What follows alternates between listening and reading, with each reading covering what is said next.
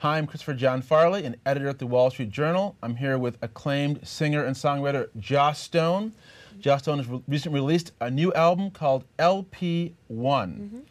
Joss, welcome to the Wall Street Journal. I appreciate it. Thank you for having me. Now, your new album, LP1, you've released 5 studio albums. Why did you call this one LP1? I know, weird, right? I guess I could tell you a real short and sweet version of why.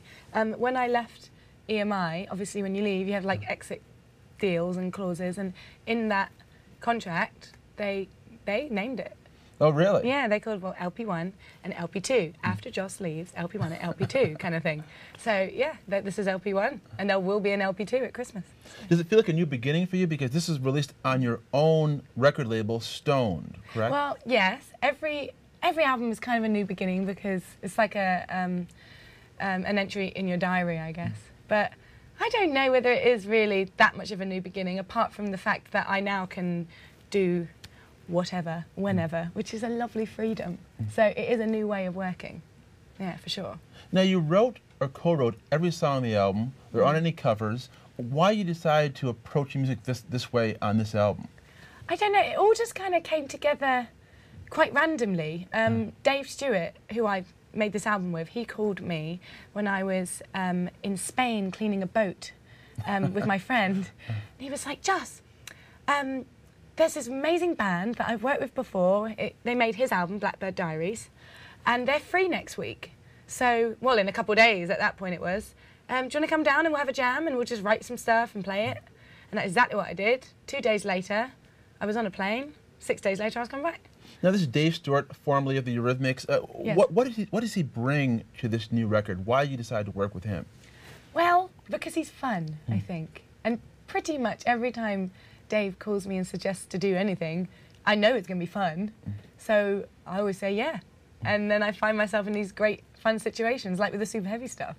Yeah, I want to talk to you a bit about SuperHeavy. SuperHeavy is another super group. Yeah. You've got you, you've got Mick Jagger, you've got Rahman, the Oscar-winning composer for Slumdog Millionaire and for other great songs. Yeah, he's amazing. Who am I leaving out there? There's also Damian Marley, the great, one of the sons of the great Bob Marley and a terrific musician in his own right. You've all sort of joined together for this cross-cultural super band. How did that come about, and what's that been like, SuperHeavy? It's been crazy. The experience has just been brilliant. It's a real eye-opener to other styles of music for me, especially working with AR, because there's no way I would have ever worked with someone that makes that style of music otherwise, really.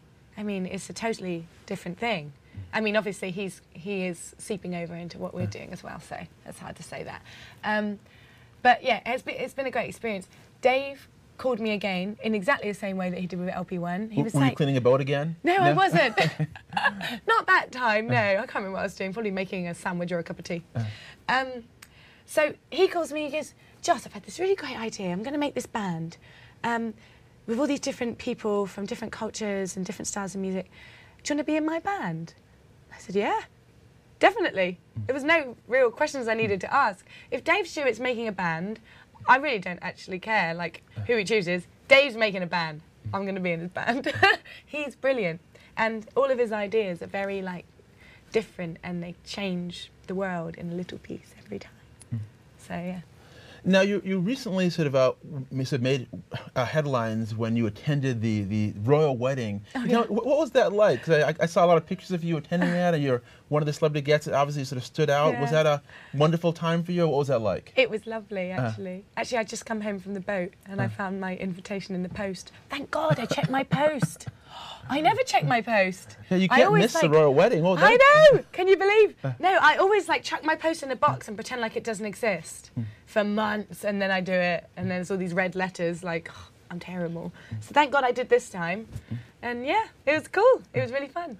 And you also made headlines for a less happy occasion on that sort of strange tale of an alleged murder, kidnapping outside your house. I mean, how did you feel about that? I mean, 'cause you're such a obviously a carefree kind of person. You value your privacy and your freedom.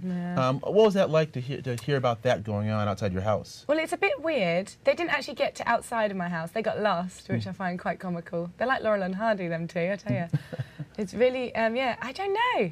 I mean, what can you feel about that? People say, how did you deal with it and stuff, but I didn't have to deal with anything, actually, because they didn't do it. They didn't manage to do it. But thank goodness. Thank God. Now I have a lock on my door. I didn't before. Okay. I should just invite the world in for a cup of tea. Yeah, that's just a good but policy now anyways. I do have a lock. So you're working. So yeah, it's fine. You're working on some new music now in New York, correct? Yes, I am. Yes, I'll be working on an album to follow up the very, very first album I ever did.